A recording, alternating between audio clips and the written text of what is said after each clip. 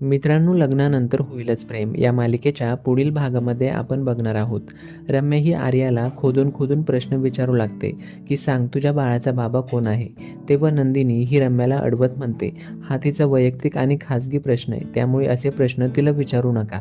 सगळ्यांसमोर आर्या या प्रश्नाचं उत्तर देण्याचं टाळते. पण नंतर काव्या ही आर्याला म्हणते, सगळ्यांसमोर नाही सांगितलं पण तुम्हाला आता सांगू शकते. जीवा तू तरी सांग, तुला तर माहीत असेलच ना. पुढे आता काव्या म्हणते, मला तर काही ऐकायचंच नाही, मला उद्यापर्यंत त्या मुलाला भेटायचंच आहे आणि तुम्ही मला भेटवणारच.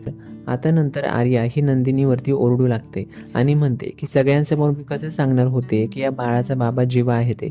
आता नंदिनीला सुद्धा आर्याच्या बोलण्याचा राग येतो आणि ती सुद्धा ओरडून आर्याला म्हणते, हे बाळ जीवाचं नाहीये, तर हे बाळ जीवा आणि नंदिनीचं आहे. या दोन्ही गोष्टींमध्ये फरक आहे आणि हे लक्षात ठेव की हे आम्हा दोघांचं बाळ आहे. नंदिनीचं हे बोलणं ऐकून आर्या गप्प बसते.